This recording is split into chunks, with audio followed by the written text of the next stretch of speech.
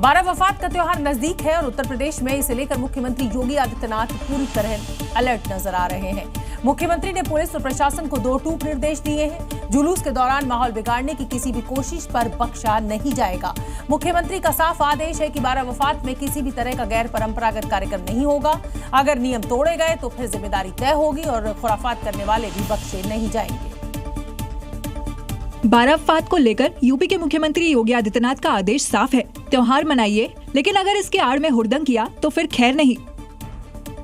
इसे लेकर योगी फोर्स पूरी तरह एक्टिव है। हर कोने पर पुलिस की पैनी नजर है। सड़क पर सख्त सुरक्षा, गलियों में लगातार गश्त, ड्रोन से निगरानी, हर गतिविधि कैमरे की नजर में कैद हो रही है। सोशल मीडिया पर भी सख्त मॉनिटरिंग की जा रही है।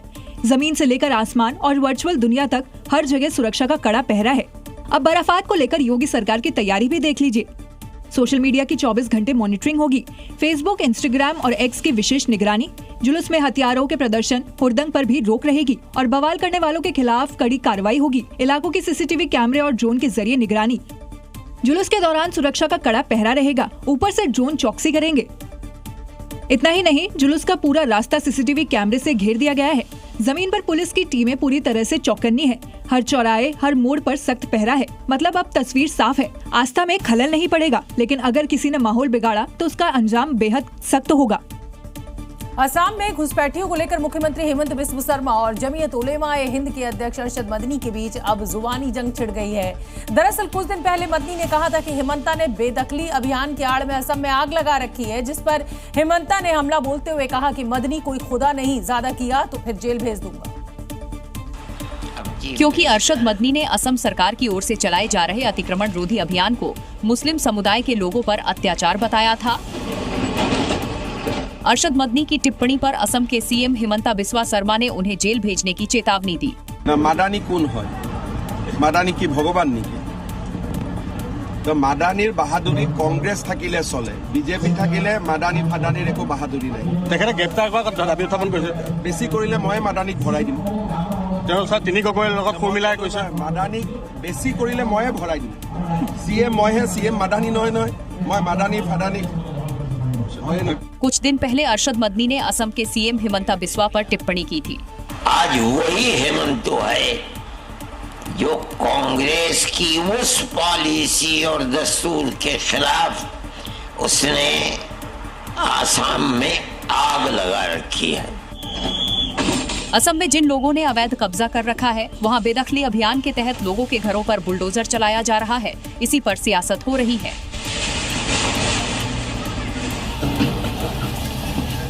उत्तर प्रदेश में जिस तरह अपराधियों पर बुलडोजर एक्शन लिया जा रहा है, ठीक वैसा ही एक्शन अब अधिकारियों पर भी हो रहा है। उत्तर प्रदेश में मुख्यमंत्री योगी आदित्यनाथ लापरवाही बर्दाश्त नहीं करेंगे और इसका जो ताजा उदाहरण है वो भी देखने को मिला, जब छात्रों के हितों को लेकर लापरवाही बरतने वाले 100 से ज्यादा अफसर बाबा की रडार पर आ गए। समाज कल्याण विभाग से जुड़े इन अफसरों और कर्मचारियों में अब डर का माहौल पैदा हो गया है। बाराबंकी में रामस्वरूप मेमोरियल यूनिवर्सिटी के छात्रों पर लाठीचार्ज का मामला सामने आया था। उसके बाद सीएम योगी आदित्यनाथ ने छात्रों का हित देखते हुए जिम्मेदारों की जांच पर कार्रवाई के ऑर्डर दिए थे। साथ ही सीओ सिटी को हटाने के साथ ही कई पुलिसकर्मी पर गाज गिरी। अब प्रदेश के 6 लाख स्टूडेंट्स को स्कॉलरशिप देने के मामले में लापरवाही बरतने पर सरकार ने सख्त एक्शन लिया है और 100 से ज्यादा अफसरों कर्मचारियों पर एक्शन के ऑर्डर दे दिए हैं। यूपी सरकार 2.5 लाख तक सालाना आय वाले SC, ST स्टूडेंट्स और 2 लाख तक आय वाले अन्य वर्गों के छात्रों को छात्रवृत्ति देती है। लेकिन प्रदेश के 14 जिलों, जिनमें बरेली, अलीगढ़, औरैया, अयोध्या, बहराइच, बलिया, रायबरेली, सीतापुर, वाराणसी के 100 से ज्यादा अधिकारी सीएम योगी की रडार पर आ गए हैं। मुख्यमंत्री योगी आदित्यनाथ का संदेश साफ है कि उत्तर प्रदेश में रहना है तो अपराध छोड़ना होगा और उसी संदेश का खौफ है कि कन्नौज में एक जिला बदर बदमाश ने पुलिस से बचने के लिए एक नया तरीका निकाल लिया, लेकिन वो काम नहीं आया। बदमाश का कनेक्शन समाजवादी पार्टी से जुड़ता दिख रहा है। योगी की यूपी पुलिस का खौफ बदमाशों में कितना है, इस बात का अंदाजा आप इन तस्वीरों को देखकर लगा सकते हैं, जहां एक जिला बदर बदमाश पुलिस से बचने के लिए घर में बनी टांड पर छिपा था। पुलिस को जानकारी लगी तो बदमाश की हवैया उड़ गई। कन्नौज से गिरफ्त में आए इस जिला बदर का नाम कैश खान है और खुलासा हुआ है कि बदमाश समाजवादी पार्टी के मुखिया अखिलेश यादव का करीबी भी है। सोशल मीडिया पर कैश खान की अखिलेश यादव के साथ तस्वीर भी वायरल है। बदमाश कैश खान को 1 महीने पहले जिला बदर किया गया था, लेकिन जिला बदर होने के बाद भी वो कन्नौज में छिपा हुआ था। सूचना मिलने पर जब पुलिस ने इसके भाई से पूछताछ करने की कोशिश की तो वो गुमराह करने लगा। कैश खान है, ये इसको आज कोतवाली पुलिस ने गिरफ्तार किया है। इसके विरुद्ध जिलाधिकारी महोदय कन्नौज के आदेश से 28 जुलाई में जिला बदर किया गया। उत्तर प्रदेश के बाराबंकी में रामस्वरूप यूनिवर्सिटी में एबीवीपी छात्रों पर हुई लाठीचार्ज के विरोध में समाजवादी पार्टी के कार्यकर्ताओं ने राजधानी लखनऊ में आज प्रदर्शन किया। एक दिन पहले एनएसयूआई कार्यकर्ताओं ने घायल एबीवीपी कार्यकर्ताओं से मुलाकात की थी। मतलब समाजवादी पार्टी और कांग्रेस जो एबीवीपी के खिलाफ रहती है, वो आज एबीवीपी छात्रों के समर्थन में सड़कों पर उतर आए हैं। क्योंकि बाराबंकी में लॉ डिग्री की मान्यता और छात्राओं के सस्पेंशन को लेकर प्रदर्शन कर रहे एबीवीपी कार्यकर्ता पर पुलिस ने लाठीचार्ज कर दिया, जिसका कांग्रेस की छात्र विंग एनएसयूआई और समाजवादी पार्टी की छात्र सभा ने विरोध किया। राजधानी लखनऊ से जो तस्वीरें सामने आई उसमें समाजवादी छात्र सभा विरोध प्रदर्शन करते दिखाई दिए। इस दौरान सपा के कुछ कार्यकर्ता पुलिस की गाड़ी पर चढ़ गए। यही नहीं, प्रदर्शनकारियों ने पुलिस के खिलाफ जमकर नारेबाजी की। इस दौरान प्रदर्शनकारियों की पुलिस से तीखी नोकझोंक हुई। इसके बाद पुलिस ने सपा कार्यकर्ताओं को घसीटकर और टांग कर गाड़ियों में बैठाया।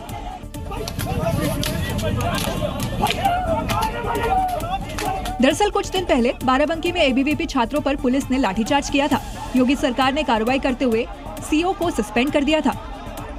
बिहार की राजधानी पटना में जेडीयू दफ्तर के बाहर उर्दू और बांग्ला टीईटी के अभ्यर्थियों ने आज प्रदर्शन किया। प्रदर्शनकारियों का कहना था कि पिछले 10 सालों से रिजल्ट जारी होने का वो इंतजार कर रहे हैं, लेकिन अभी तक रिजल्ट जारी नहीं किया गया।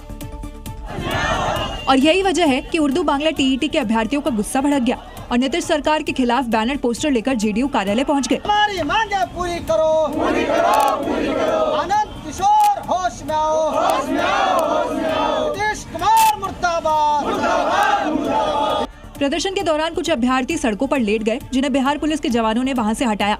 इस बीच कुछ अभ्यर्थियों की पुलिस से नोकझोंक भी हुई। प्रदर्शनकारियों की नारेबाजी के बाद जेडीयू दफ्तर का गेट बंद कर दिया गया। यही नहीं, इलाके में सुरक्षा भी बढ़ा दी गई। हमारी मांगे पूरी करो, पूरी करो, पूरी करो। आनंद किशोर होश में आओ, होश में आओ, होश में आओ। नीतीश कुमार मुर्दाबाद, मुर्दाबाद, मुर्दाबाद। प्रदर्शनकारियों ने दावा किया कि पिछले 10 साल से रिजल्ट जारी होने का इंतजार कर रहे हैं, लेकिन अब तक उन्हें केवल आश्वासन ही मिला है। लेकिन नीतीश सरकार ने रिजल्ट जारी नहीं किया। गृह मंत्री अमित शाह ने नक्सलवाद के खिलाफ चलाए गए अभी तक के सबसे बड़े अभियान ऑपरेशन ब्लैक फॉरेस्ट में शामिल सुरक्षा बलों को दिल्ली में सम्मानित किया। गृह मंत्री अमित शाह ने 2026 तक नक्सल मुक्त भारत का संकल्प एक बार फिर दोहराया। और कार्य गुटालू पहाड़ी पर ऑपरेशन ब्लैक फॉरेस्ट को सफलतापूर्वक अंजाम देने वाले सीआरपीएफ जवान, छत्तीसगढ़ पुलिस, डीआरजी और कोबरा के जवानों से मुलाकात की और शॉल पहनकर सम्मानित किया। इस अवसर पर छत्तीसगढ़ के मुख्यमंत्री विष्णुदेव साय और उप मुख्यमंत्री विजय शर्मा भी मौजूद रहे। ऑपरेशन ब्लैक फॉरेस्ट में 14 मई को सुरक्षा बलों ने छत्तीसगढ़ तेलंगाना सीमा के गुटालू पहाड़ पर 31 कुख्यात नक्सलियों को ढेर कर दिया। गृहमंत्री अमित शाह ने कहा कि मोदी सरकार तब तक चैन से नहीं बैठेगी जब तक सभी नक्सली या तो आत्मसमर्पण न कर दे, पकड़े न जाए या समाप्त न हो जाए। प्रधानमंत्री नरेंद्र मोदी के नेतृत्व में हम भारत को नक्सल मुक्त बनाकर ही रहेंगे। हम 31 मार्च 2026 तक देश को नक्सलवाद से मुक्त कर देंगे। दिल्ली की मुख्यमंत्री रेखा गुप्ता ने अपने कैंप कार्यालय में एक बार फिर से जन सुनवाई शुरू की। 20 अगस्त को जन सुनवाई के दौरान उन पर हुए हमले के चलते इस बार कड़ी सुरक्षा के इंतजाम यहां देखने को मिले। जहां सीएम रेखा गुप्ता एक कुर्सी पर बैठी नजर आई और उनके टेबल के आगे एक रेड पट्टी लगाई गई थी, जिसके पीछे एक डाइस से माइक्रोफोन से लोग सीएम से अपनी फरियाद कहने के लिए एक एक करके आते रहे और शिकायत कहते रहे। इस बार जन सुनवाई में सुरक्षा के कड़े इंतजाम किए गए। सीएम रेखा के चारों ओर महिला सुरक्षा कर्मियों और पुलिस अधिकारियों ने सुरक्षा घेरा बना रखा था। मेन एंट्रेंस पर लाइव फेशियल रिकॉग्निशन सिस्टम लगाया गया था। जन सुनवाई में आए सभी लोगों की पूरी तरह से चेकिंग की गई और मेटल डिटेक्टर से तलाशी ली गई। साथ ही पूरे कार्यक्रम पर सीसीटीवी कैमरे से भी नजर रखी गई, क्योंकि 20 अगस्त को गुजरात के राजकोट निवासी एक व्यक्ति ने मुख्यमंत्री पर उनके कैंप कार्यालय में हमला किया था। इस हमले ने सीएम रेखा की सुरक्षा व्यवस्था पर सवाल खड़े कर दिए थे। चीन के तियानानमेन स्क्वायर में शी जिनपिंग ने शक्ति प्रदर्शन किया और इस आयोजन का नाम तो विक्ट्री डे परेड था, लेकिन ये परेड कम ट्रंप को एक बड़ा संदेश ज्यादा बन गई, क्योंकि एक ही जगह पर ट्रंप के सारे दुश्मन इकट्ठा हुए। रूस, ईरान, चीन और सबसे ज्यादा चर्चा में नॉर्थ कोरिया के तानाशाह किम जोंग उन रहे। अमेरिका राष्ट्रपति ने जब ये नजारा देखा तो अपनी झल्लाहट को रोक नहीं पाए और इस परेड को अमेरिका के खिलाफ एक बड़ी साजिश करार दे दिया। और उस खिसियाहट की वजह बीजिंग के तियानानमेन स्क्वायर से आई ये तस्वीर है, जिसमें रूस के राष्ट्रपति पुतिन, चीन के राष्ट्रपति जिनपिंग और नॉर्थ कोरिया के सुप्रीम लीडर किम दिख रहे हैं, क्योंकि ये तीनों ट्रंप के कट्टर दुश्मन हैं। चीन की विक्ट्री परेड में शामिल होने के लिए किम अपनी स्पेशल ट्रेन से बीजिंग पहुंचे। इस दौरान उनकी बेटी किम जू आए भी चीन पहुंची। जू को किम जोंग उनका उत्तराधिकारी माना जाता है। किम जब विक्ट्री डे परेड में पहुंचे तो उनका रेड कारपेट पर स्वागत हुआ। पुतिन, जिनपिंग और किम जब अपनी सीटों की तरफ जा रहे थे तो तीनों की केमिस्ट्री दिखी, जिसे देखकर ट्रंप झुलस गए और ट्रुथ सोशल पर पोस्ट करते हुए लिखा कि व्लादिमीर पुतिन और किम जोंग उनको गर्मजोशी से शुभकामनाएं। ये दोनों अमेरिका के खिलाफ साजिश कर रहे हैं। उधर जिनपिंग ने कहा कि चीन कभी भी किसी धौंस जमाने वाले से डरता नहीं है। मतलब पुतिन, जिनपिंग और किम की जोड़ी ट्रंप को टक्कर दे रही है। एक तरफ चीन जहां विक्ट्री डे परेड की खुशी मना रहा है, तो वहीं पाकिस्तान इस परेड में चीनी हथियारों का प्रदर्शन देखकर कहीं ना कहीं बेचैन नजर आ रहा है, क्योंकि ऑपरेशन सिंदूर के दौरान मुनीर की फौज जिन हथियारों का इस्तेमाल कर रही थी वो चीन में बने हुए थे और उन्हीं में से एक था HQ-9 मिसाइल सिस्टम, जो भारत के ब्रह्मास्त्र ब्रह्मोस के आगे फेल हो गया। ऐसे में जब चीन ने परेड में HQ-9 का प्रदर्शन किया तो शहबाज और मुनीर जो थे वो थोड़े तकलीफ में नजर आए, क्योंकि ऑपरेशन सिंदूर के दौरान भारतीय सेना पाकिस्तान पर ताबड़तोड़ मिसाइल हमले कर रही थी। तब यही मिसाइल सिस्टम भारतीय मिसाइलों को इंटरसेप्ट करने में नाकाम हो गया था और पाकिस्तान के कई एयरबेस धुआं हो गए थे। वहीं विक्ट्री परेड में आज PLA ने HQ-9C एंटी बैलिस्टिक मिसाइल का प्रदर्शन किया। ये HQ-9 सीरीज का नया टाइप है, जो HQ-9B को अपडेट करके बनाया गया है। ये रूस के S-300 सिस्टम पर आधारित है और इसकी रेंज 250 किलोमीटर तक है। इसमें सेमी एक्टिव रडार होमिंग तकनीक का इस्तेमाल होता है, जो विमान, क्रूज मिसाइलों और टैक्टिकल बैलिस्टिक मिसाइलों को रोकने में सक्षम है। पाकिस्तान भी कई सालों से दावा करता है कि उसके पास HQ-9 है, लेकिन ऑपरेशन सिंदूर के दौरान मुनीर का ये अस्त्र भारतीय मिसाइलों के आगे पस्त हो गया। पाकिस्तान के प्रधानमंत्री की इंटरनेशनल बेइज्जती का दौर जारी है। चीन में आयोजित SCO शिखर सम्मेलन में पाकिस्तान के प्रधानमंत्री शहबाज शरीफ की एक बार फिर जगहसाई हुई। पुतिन के सामने ईयरफोन लगाने में बार बार नाकाम होने पर एक बार फिर शहबाज कुछ असहज नजर आए, जिसकी तस्वीरें सोशल मीडिया पर जमकर वायरल हो रही है। 2022 में भी समरकंद में पुतिन के सामने आकर उनसे हेडफोन नहीं लगा था, वही सेम टू सेम 2025 में भी दोहराया गया। तस्वीरें चीन की है, जहां शहबाज शरीफ पुतिन से मुलाकात के लिए बैठे थे, लेकिन बैठते ही बात तो क्या करते, पहले हेडफोन लगाने की जंग लड़ने लगे। देखिए कैसे न्यूक्लियर की धमकी देने वाला मियां शहबाज हेडफोन भी नहीं लगा पा रहा। बार बार कोशिश करते हैं, लेकिन मजाल है हेडफोन कान में लग जाए। पुतिन साथ में बैठे हंसते रहते हैं, लेकिन तब भी शहबाज के हाथ हेडफोन नहीं लग पाते। आखिर में पुतिन इशारा करके उनके सहयोगी को मदद के लिए कहते हैं, तब कहीं जाकर शहबाज का मिशन हेडफोन पूरा हो पाता है। सोशल मीडिया पर लोग कमेंट कर रहे हैं कि जो इंसान कूटनीति स्तर पर जाकर कान पर हेडफोन तक ठीक से नहीं लगा सकता, वो देश को क्या खाक संभालेगा। उत्तर प्रदेश के मुखिया योगी आदित्यनाथ के लिए प्रदेश में लॉ एंड ऑर्डर सबसे बड़ी प्रायोरिटी है, सबसे बड़ी चुनौती भी है। मुख्यमंत्री की अपराध पर जीरो टॉलरेंस की नीति का असर है कि अब प्रदेश में अपराधियों को चलने के लिए कंधों का सहारा लेना पड़ रहा है। ग्रेटर नोएडा हो, अमरोहा हो या फिर वाराणसी, अपराधियों का पूरा और पक्का इलाज यूपी पुलिस कर रही है। अपराध और अपराधियों के प्रति, भ्रष्टाचार और भ्रष्टाचारियों के प्रति जीरो टॉलरेंस की नीति के तहत कार्य करेगा। ये सीएम के ऑर्डर का ही असर है कि वाराणसी से लेकर ग्रेटर नोएडा तक अपराधियों का एनकाउंटर के जरिए इलाज हो रहा है। वाराणसी में पुलिस ने 25,000 के इनामी गौ तस्कर को गिरफ्तार किया। एनकाउंटर के बाद जमीन पर गिरे तस्कर पर 8 मामले दर्ज हैं, जो उत्तर प्रदेश, बिहार, पश्चिम बंगाल तक एक्टिव था। अमरोहा में भी गोक्षी का आरोपी अब कंधे के सहारे चलने के लिए मजबूर है। चेकिंग के दौरान पुलिस से मुठभेड़ के बाद घायल आरोपी के पास से अवैध तमंचा और गोक्षी के उपकरण मिले हैं। एक्टिव गोका से, जिसपे थाना राजपुरा से वसु कुर्ता अधिनियम का एक मुकदमा लिखा गया है, दिल्ली में भी गौकस का मुकदमा लिखा हो गया है। ग्रेटर नोएडा में एनकाउंटर के बाद एक बदमाश को पकड़ा गया है। आरोपी इमरान ने पुलिस को देखकर फायरिंग की और जवाबी कार्रवाई में बदमाश के पैर में गोली लग गई। अगर आपका फोन भी चोरी हुआ है तो हो सकता है कि वो अब नेपाल या बांग्लादेश में हो। और ऐसा मैं इसलिए कह रही हूं क्योंकि दिल्ली एसटीएफ ने एक ऐसे ही गिरोह का भंडाफोड़ किया है जो चोरी किए गए मोबाइल्स को पड़ोसी देशों में सप्लाई करते थे। पुलिस गिरफ्त में बैठे ये वो 3 आरोपी हैं जिनके सीधे कनेक्शन नेशनल और इंटरनेशनल फोन तस्करी सिंडिकेट से जुड़े थे। लेकिन साउथ दिल्ली पुलिस ने इस गैंग का पर्दाफाश कर दिया है और आरोपियों के पास से करीब 250 मोबाइल बरामद किए हैं। आरोपियों ने पुलिस को बताया कि पिछले 5 साल से पूरा सिंडिकेट ऑपरेट कर रहे थे। जांच में खुलासा हुआ कि पूरे गिरोह का सरगना पश्चिम बंगाल का रहने वाला मोताहर शेख है। ये गिरोह है मोबाइल चोरों से सस्ते दामों पर फोन खरीदते थे और फिर ऊंचे दामों में नेपाल और बांग्लादेश जैसे पड़ोसी देशों में बेचते थे। आरोपियों के पास से 3 देसी कट्टे और 6 जिंदा कारतूस भी मिले हैं। अब एसटीएफ ये पता लगाने की कोशिश कर रही है कि इस गैंग से और कितने लोग जुड़े हैं।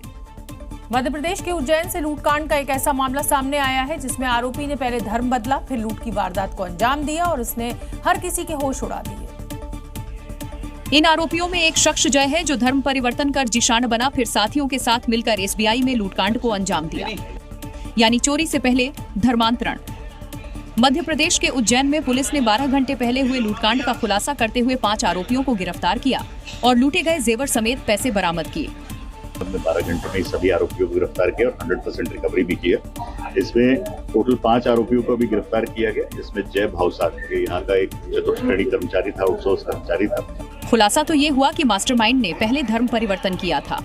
ये जय भावसार ने कुछ समय से ये यूट्यूब पर कुछ वीडियोस लगातार व्यू कर रहा था और कुछ लोगों के संपर्क में था। इसके बाद इसने अपना धर्म परिवर्तन किया और उसने अपना नाम जीशान रख लिया। अब सवाल है कि क्या धर्मांतरण के लिए आरोपी का ब्रेन वॉश किया गया था। दिल्ली में यमुना की बेकाबू बाढ़ ने खौफनाक मंजर खड़ा कर दिया है। नदी किनारे इलाकों में हालात इमरजेंसी जैसे हैं। तेज धाराएं सड़कों को चीरते हुए बह रही हैं और मकान पानी में समा गए हैं। चारों तरफ अफरा तफरी, लोग घर द्वार छोड़ने के लिए मजबूर। ऐसे में यमुना का उफान अब तबाही का दूसरा नाम बन चुका है। हर गुजरते पल के साथ बहाव और तेज हो रहा है और हर लहर राजधानी में नई बर्बादी लेकर आ रही है।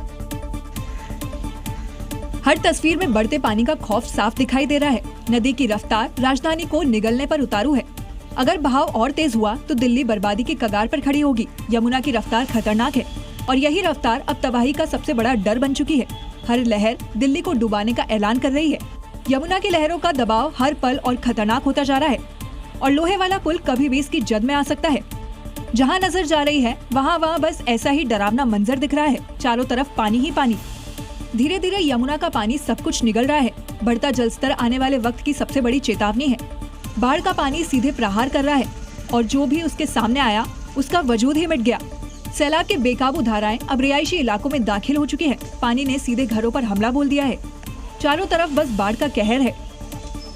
ऐसे में लोग मजबूरी में छतों पर कैद होकर रह गए और वो जिंदा रहने की जद्दोजहद करते दिखे। मॉनेस्ट्री मार्केट का भी हाल देख लीजिए। यहाँ इंसान नहीं बस पानी का कब्जा नजर आ रहा है।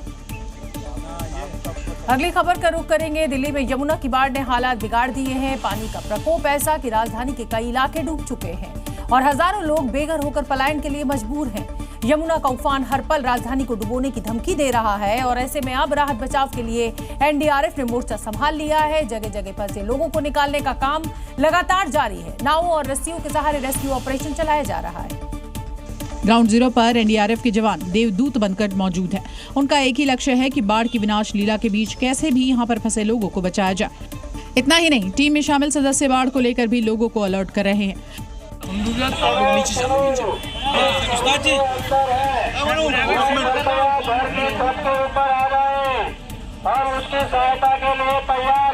इसके साथ ही स्थानीय प्रशासन की टीमें भी उन इलाकों में मौजूद हैं जहां पर सैलाब के बीच लोग मौजूद हैं।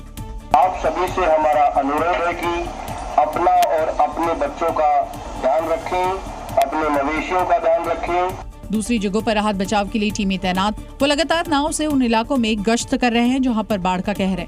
ऐसे में लोगों को यहां से सुरक्षित स्थानों पर शिफ्ट किया जा रहा है। अगली खबर का रुख करेंगे। यमुना का उफान राजधानी पर भारी पड़ रहा है। यहाँ जहां तक नजर जा रही है सिर्फ पानी ही पानी नजर आ रहा है और इन सब के बीच ग्राउंड जीरो पर जी न्यूज की टीम मौजूद है। जहां जहां यमुना का सैलाब लोगों की मुश्किलें बढ़ा रहा है वहां वहां जी न्यूज की टीम पहुंची हुई है आप तक हर हालात की ताजा तस्वीर पहुंचाने। इस बस्ती को देख लीजिए, चारों तरफ सैलाब का शिकंजा कस चुका है। बच निकलने की कोई राह नहीं और पानी का दबाव लगातार बढ़ रहा है। ये जो घर है यहाँ पर वो पूरी तरीके से डूब चुका है। बाढ़ के हालात पैदा हो चुके हैं यहाँ पर। तस्वीरें दिल्ली वालों की धड़कनें बढ़ाने वाली हैं, क्योंकि यमुना का उफान अब किसी भी पल पुल को अपने शिकंजे में ले सकता है। और यहाँ पर पानी की आवाज भी आप सुन सकते हैं, काफी तेज है और बहाव भी काफी ज्यादा तेज है।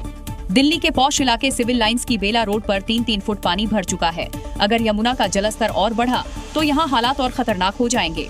जलस्तर बढ़ने की वजह से जो, क्योंकि ये निचला इलाका पड़ता है, ऐसे में जब सीवर बैक मारता है तो यहाँ पर पानी भर जाता है।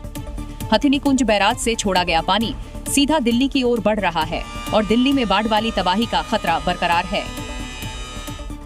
दिल्ली में हो रही बारिश और यमुना का लगातार बढ़ता जल स्तर, दिल्ली के कई इलाकों में बाढ़ और उससे ज्यादा प्रभावित कोई अगर इलाका है तो वह है बदरपुर का, जहां घर डूब गए हैं। मासूमों को सैलाब से बाहर निकालने के लिए टब का सहारा लेना पड़ रहा है, क्योंकि घर डूब चुके हैं। घरों के अंदर फंसे लोग किसी प्रकार इस सैलाब से सुरक्षित जगह पर पहुंचना चाहते हैं। देखिए इस तस्वीर को, कैसे परिवार के साथ ये मासूम भी सैलाब का शिकार है, इस घर में फंस गया है। बच्चे के परिजन टब का सहारा लेकर उसे बाहर निकाल रहे हैं। देखिए कैसे इंसान गर्दन तक पानी में डूबा है और मासूम को टब में रखकर बाढ़ के पानी के बीच निकल रहा है। बच्चे को सुरक्षित सैलाब से निकाला गया, जबकि एक महिला तैरकर बाहर निकली। ये तस्वीर दिल्ली के बदरपुर खादिर की है, जहां यमुना का पानी घुसने के बाद पूरा इलाका डूब गया है। कई घर बाढ़ की चपेट में हैं। लोग अपने घरों को छोड़कर जा रहे हैं ताकि वो जान बचाने के लिए सुरक्षित जगहों पर पहुंच सकें। हरियाणा के हथिनीकुंड बैराज से करीब 3 लाख क्यूसेक पानी छोड़े जाने के बाद दिल्ली के साथ साथ नोएडा में भी बाढ़ का खतरा मंडराने लगा है। यमुना का जलस्तर बढ़ने से नोएडा के निचले इलाकों में भी पानी भरना शुरू हो गया है। तस्वीरें नोएडा के सेक्टर 128 और सेक्टर 167 की हैं, जहां बाढ़ जैसे हालात हैं। नोएडा के डूब क्षेत्र में बने 1000 से ज्यादा अवैध फार्म हाउसों में 5 से 7 फीट तक पानी भर गया। सैलाब की चपेट में आए फार्म हाउस, झोपड़ियां और गौशालाएं खाली करा दी गई हैं। लोग तैरकर निकलते नजर आ रहे हैं। तस्वीरें नोएडा के सेक्टर 128 और सेक्टर 167 से सामने आई हैं। निचले इलाकों में पानी भर चुका है। डूब क्षेत्र में 1000 से ज्यादा फार्म हाउस डूब गए। लोग सामान के साथ तैरकर जाते दिखे। वहीं यमुना का जलस्तर खतरे के निशान को पार कर गया है। गौशाला से मवेशी भी सुरक्षित ठिकानों की ओर दौड़ लगाते नजर आए। पंजाब में लगातार हो रही बारिश आफत बन गई है। रावी, ब्यास और सतलुज नदियों के उफान 23 जिलों में बाढ़ की चपेट में आ गए हैं। हजारों गांव पानी में डूब गए हैं। सैलाब के सितम से लाखों लोग बेघर हुए हैं। सेना बाढ़ में फंसे लोगों को सुरक्षित निकालने का हर संभव प्रयास कर रही है। लोगों को खाना और दवाइयां पहुंचाई जा रही हैं। भगवंत मान सरकार ने पंजाब को आपदा प्रभावित राज्य घोषित कर दिया है। आसमानी आफत ने अब तक 30 लोगों की जान भी ले ली। लेकिन अभी भी ये आपदा थमने का नाम नहीं ले रही। ये 3 तस्वीरें देखिए और अंदाजा लगाइए कि पूरे राज्य के हालात कितने बदतर हैं। शहरों में नाव चल रही है, सड़कें कहीं दिखाई नहीं दे रही है, घर बार सब कुछ डूबा है। लोग बस ऊपर वाले से दुआ कर रहे हैं कि हे ईश्वर अब इस कहर को रोक दे। भारी बारिश के बीच अमृतसर जैसे शहर में बाढ़ जैसे हालात बन गए हैं। घर डूब चुके हैं। लोग छतों का सहारा लेकर खड़े हैं। नाव के जरिए लोगों को मदद पहुंचाई जा रही है। हालात ये है कि पंजाब के 23 जिलों में बाढ़ जैसे हालात हैं। 1200 से ज्यादा गाँव में पानी भरा है और अब तक 30 लोगों की मौत हो चुकी है। सभी स्कूल कॉलेजों को 7 सितंबर तक बंद कर दिया गया है। लगातार बारिश की वजह से चंडीगढ़ में हालात बद से बदतर होते जा रहे हैं। यहाँ सुखना झील के फ्लड गेट खोल दिए गए हैं, तो वहीं शहर के रोज गार्डन में भी पानी भर गया है। एक तरफ पंजाब में जहां कुदरत की विनाश लीला जारी है, तो वहीं ऐसे में विकट समस्या में भारतीय सेना संकट मोचक बनकर सामने आई है और बड़े पैमाने पर राहत और बचाव कार्य चला रही है। पंजाब के बाद हरियाणा में बाढ़ का खतरा बढ़ गया है। पंचकुला से लेकर अंबाला तक त्राहिमाम मचा हुआ है। पंचकुला में घग्गर नदी डरा रही है, तो अंबाला में कलेक्टर दफ्तर और थाना बाढ़ की चपेट में आ गया है। कई इलाकों में बाढ़ का खतरा और भी ज्यादा अब बढ़ता जा रहा है। और उसकी वजह है घग्गर नदी का बढ़ता जलस्तर, जिसकी वजह से पंचकूला में बाढ़ का खतरा बना है। देखिए कैसे उफनती लहरों में पूरा पुल डूब गया है और दिख रही है सिर्फ बाढ़ की विभीषिका। हिमाचल में लगातार बारिश जारी है। ऐसे में घग्गर नदी का जलस्तर लगातार बढ़ता जा रहा है और उसी का नतीजा है कि पंचकूला के मुबारकपुर का पुल डूब गया। वहीं अंबाला का हाल ज्यादा बुरा है। यहाँ भारी बारिश के बाद पानी प्रशासनिक भवनों में घुस गया है। डीसी कार्यालय में पानी भरने से हालत खराब है। कुर्सियां डूब चुकी हैं, अफसरों के दफ्तर भी डूबे हैं। वहीं कुछ ऐसा ही हाल पुलिस थाने का है, जो पूरी तरह बाढ़ की जद में है। देखिए कैसे पूरा थाना पानी में डूबा है। थाने में खड़ी गाड़ियां डूब चुकी हैं। रिकॉर्ड रूम में पानी भरने से कई फाइलों के खराब होने की आशंका है। हरियाणा में यमुना नदी अपना रौद्र रूप दिखा रही है, लेकिन फिर भी कुछ लोग हैं जो लापरवाही से बाज नहीं आते। और ऐसा ही एक वीडियो सोशल मीडिया पर अब खूब वायरल हो रहा है, जिसमें लकड़ी निकालने के लिए लोग सैलाब को ही चुनौती दे रहे हैं। चारों तरफ खतरनाक लहरें देखिए, और इनके बीच ये शूरवीर इंसान, जिन्हें इस बात की जरा भी फिक्र नहीं कि बहाव अगर और तेज हुआ तो अंजाम क्या होगा। जरा गौर से देखिए, मौत के इस दरिया से लकड़ी निकालने का महायज्ञ चल रहा है। पास में खड़े लोग भी मानो दर्शक नहीं, बल्कि इस मौत के खेल के सहभागी बन चुके हैं। सैलाब वार करता रहा, ऊंची ऊंची लहरें उठी और एक शख्स बहा, लेकिन बच गया। इन सभी की किस्मत भी इनकी हिम्मत की तरह ही जिद्दी निकली और आखिरकार लकड़ी का गट्ठा बाहर निकाल ही लिया गया। चेहरों पर खुशी देखिए, वो मानो कोई जंग जीत ली हो। सोचिए अगर एक गलती हो जाती तो तस्वीरें कुछ और होती, और ताज्जुब ये कि उस तस्वीर में मुस्कान नहीं मातम होता। पहाड़ों में हो रही मूसलाधार बरसात अब तबाही ला रही है। जम्मू कश्मीर के कई जिले सैलाब की चपेट में हैं। रियासी से शोपियां तक लहरों की विनाश लीला देखने को मिल रही है। कहीं पुल बह रहा है तो कहीं दरकते पहाड़ बर्बादी बरसा रहे हैं। और उस बर्बादी की ये 3 तस्वीर देखिए। भारी बारिश की वजह से रियासी में चिनाब नदी खतरे के निशान के ऊपर बह रही है। भद्रवाह में नदी और नालों का जल स्तर बढ़ गया है। वहीं डोडा में भी लहरें तबाही मचा रही हैं। अब जरा शोपियां में तबाही का मंजर देखिए, कैसे ये लोहे का पुल लहरों में पत्तों की तरह बह रहा है। रणबीर नाले में बना ये पुल लहरों की टक्कर नहीं सह पाया और सैलाब में बह गया। कुलगाम का भी मंजर ऐसा ही है। भारी बारिश की वजह से सड़कें और मकान जलमग्न हैं। लोग कंधों पर दुकान का सामान लेकर सैलाब से बचते नजर आए। वहीं अनंतनाग में तो और भी बुरा हाल है। मूसलाधार बारिश के बाद बीडीओ का दफ्तर पानी में डूब गया। हर तरफ पानी भरा है, बाहर निकलने का कोई रास्ता नहीं है। ऐसे में ये शख्स तैरकर ऑफिस से बाहर जा रहा है। ऐसे में घाटी में आसमानी प्रलय तबाही मचा रही है। जम्मू कश्मीर के रियासी से एक हैरान कर देने वाला मामला सामने आया है। यहाँ भारी बारिश की वजह से नदी उफान पर है और इसी वजह से 2 लोग नदी की दूसरी ओर फंस गए, जिन्हें बुलडोजर की मदद से फिर रेस्क्यू किया गया। क्योंकि दोनों शख्स नदी के दूसरे छोर पर फंस गए, जिन्हें बुलडोजर की मदद से रेस्क्यू किया गया। इस घटना का जो वीडियो सामने आया, उसमें नदी उफान पर बहती दिखाई दी, जिसकी दूसरे छोर पर 2 शख्स फंसे नजर आए। घटना की जानकारी मिलने के बाद रेस्क्यू टीम 2 बुलडोजर के साथ मौके पर पहुंच गई, जिसके बाद रेस्क्यू ऑपरेशन शुरू किया गया। सबसे पहले एक शख्स को बुलडोजर पर बैठाया गया, इसके बाद उस शख्स को आधी दूरी तक लाया गया। फिर उफनती नदी में दूसरे बुलडोजर पर बैठाया गया। इस तरह से नदी के दूसरे छोर पर फंसे दोनों शख्स का सफल रेस्क्यू किया गया। उत्तराखंड के रामनगर में कोसी नदी का कहर देखने को मिला। यहाँ मूसलाधार बारिश से कोसी नदी का जलस्तर बढ़ गया और इसी वजह से इसके किनारे बने मकान ताश के पत्तों की तरह ढहते नजर आए। क्योंकि भारी बारिश से कोसी नदी उफान पर आ गई, जिसकी वजह से नदी के किनारे बने कई मकान ढह गए। इस घटना का जो वीडियो सामने आया, उसमें कोसी नदी के किनारे एक मकान की ईंटें गिरती दिखाई दी। देखते ही देखते पूरे मकान ने जलसमाधि ले ली। लगातार बारिश से कोसी नदी का जलस्तर बढ़ गया है, जिससे गांव की ओर कटान शुरू हो गया है। पानी का जलस्तर बढ़ गया है और बढ़ने से जो गांव में तटबंध के किनारे सिंचाई विभाग के तटबंध बनाए गए थे, उनके ऊपर से पानी गुजर रहा है। नदी की चपेट में आने से कई मकान नदी में समा चुके हैं। गांव में दहशत का माहौल बना हुआ है। लोगों को सुरक्षित जगहों पर पहुंचाया जा रहा है। उत्तराखंड के केदारनाथ से भी रोंगटे खड़े कर देने वाला वीडियो हमें मिला है। यहाँ भारी बारिश से सड़क का एक हिस्सा धंस गया और इसी वजह से यहाँ मौजूद कई गाड़ियां गड्ढे में समा गई। क्योंकि भारी बारिश की वजह से केदारनाथ हाईवे पर सड़क धंस गई, जिससे वहां खड़ी गाड़ियां गड्ढे में जा गिरी। वहां से जो वीडियो सामने आया है, जिसमें सड़क धंसी दिखाई दी, जिससे वहां बड़ा सा गड्ढा हो गया। गहरा गड्ढा होने की वजह से सड़क किनारे खड़ी कुछ गाड़ियां उसमें समा गई तो कुछ गाड़ियां गड्ढे के किनारे लटक गई। गनीमत की बात ये रही कि जिस वक्त गाड़ियां गड्ढे में गिरी, उसमें कोई मौजूद नहीं था। सड़क पर बहुत बड़ा गड्ढा होने की वजह से हाईवे बंद हो गया, जिससे वहां से गुजर रहे लोगों को काफी मुश्किलों का सामना करना पड़ा, क्योंकि सड़क धंसने से हाईवे पर लंबा जाम लग गया था। फिलहाल प्रशासन की टीम गाड़ियों को गड्ढे से निकालने में जुट गई है। हिमाचल प्रदेश के मनाली में सैलाबी कहर की दिल दहला देने वाली तस्वीरें सामने आई हैं। तेज बहाव के चलते लोहे का पुल यहां धराशायी हो गया। वहीं बीच मझधार खड़ा टेम्पो ट्रैवलर भी सैलाब के तेज बहाव के आगे ज्यादा देर तक टिक नहीं पाया और बीच में पलट गया, जिसका लोगों ने वीडियो बनाकर सोशल मीडिया पर वायरल कर दिया। तबाही की ये तस्वीरें हिमाचल प्रदेश के मनाली से सामने आई हैं, जहां सितंबर में सैलाबी सितम का कहर जारी है। देखिए, भारी बारिश के चलते बाढ़ ने ऐसी तबाही मचाई है कि सालों पुराना पुल ही सैलाब की भेंट चढ़ गया। मनालसू नदी का जलस्तर इतना बढ़ गया कि पुल के ऊपर से पानी बहने लगा, जिससे मनाली का संपर्क कुल्लू और बाकी जगहों से पूरी तरह टूट गया। अचानक पानी बढ़ने से एक ट्रैवलर गाड़ी नदी में फंस गई।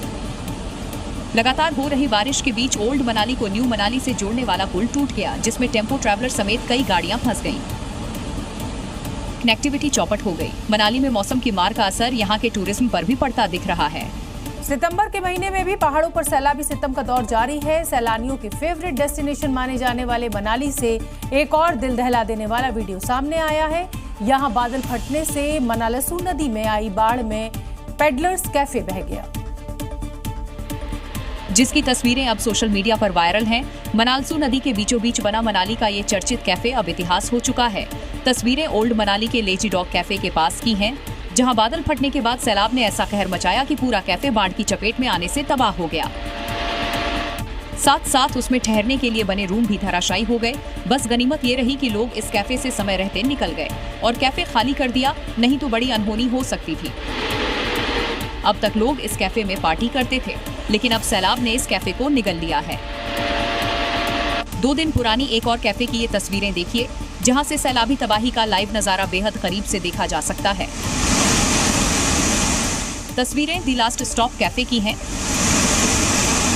इसके पास ही पेडलर्स कैफे है, जो बाढ़ की चपेट में आकर तहस नहस हो चुका है। मध्य प्रदेश में भी आसमानी आफत से हाहाकार मचा हुआ है। हालात इस कदर बिगड़ चुके हैं कि ट्रैक्टर यहां डूबा नजर आया। सैलाबी सितम में फंसे लोगों की नैया पार कराने के लिए ट्रैक्टर और जेसीबी को तैनात किया गया था, जिसके चौंकाने वाली तस्वीरें सामने आई है। देखिए, लोगों के कमर तक पानी भरा है। तस्वीरें ग्वालियर के भगवान सिंह नगर इलाके की है, जहां सड़कें समंदर में तब्दील हो चुकी है। लोगों को सड़क पार कराने के लिए मोर्चे पर ट्रैक्टर तैनात किया गया है, लेकिन सड़क के बीचों बीच पहुंचने पर ट्रैक्टर के पहिए पूरी तरह पानी में समा गए। लोगों का कहना है कि वो 3 दिन से भूखे प्यासे हैं, लेकिन कोई राहत नहीं, इसलिए अब ट्रैक्टर और जेसीबी की मदद से सामान लेने घरों से निकले हैं। अब ये दूसरी तस्वीर देखिए, यहाँ जेसीबी लोगों की मदद के लिए तैनात है। लोग राहत शिविरों का रुख कर रहे हैं। पूरा इलाका बाढ़ की चपेट में है। घर बार डूब चुके हैं। घरों के अंदर तक पानी ने दस्तक दे दी है। घर का सामान पानी में तैर रहा है। घर के बाहर खड़ी बाइक हो या मवेशी, सब पानी से परेशान है। उत्तर प्रदेश के हरदोई जिले की एक कोतवाली में शनि की 7.5 का साया चल रहा है। एसओ साहब अपनी कुर्सी बचाने के लिए हनुमान जी की शरण में दिख रहे हैं। बाकायदा थाना अध्यक्ष ने अपने ऑफिस में सुंदरकांड का पाठ और हवन पूजन कराया, ताकि शनि की महादशा हटे और उनकी कुर्सी बच जाए। दरअसल यहाँ तैनात पुलिस कर्मियों का मानना है कि कोतवाली पर शनि का साया है। ऐसे में किसी ने सलाह दी कि थाने में सुंदरकांड का पाठ कराने से खराब नक्षत्र ठीक हो जाएंगे।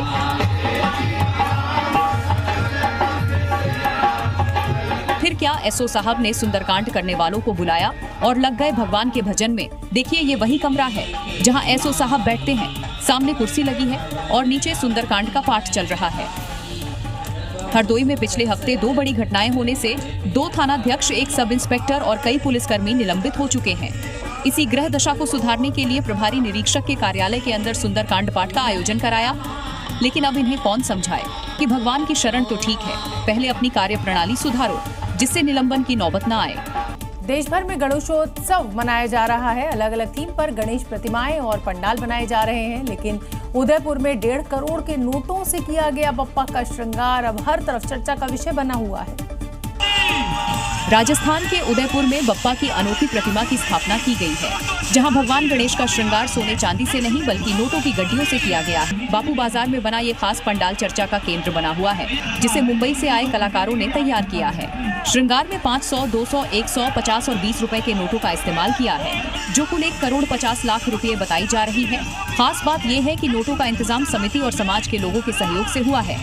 और आने वाले दिनों के लिए भी ये है कि बापा को हम अलग अलग रूप से सिंगत करेंगे, ठीक है। इसी के साथ साथ हमने जो विसर्जन होता है उस दिन हमने यहाँ पे मुंबई से ढोल की व्यवस्था की है। बप्पा के श्रृंगार के साथ ही पूरे पंडाल को भी इसी थीम पर सजाया गया है।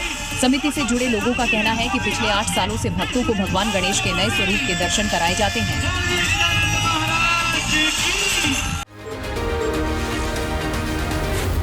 Zee News।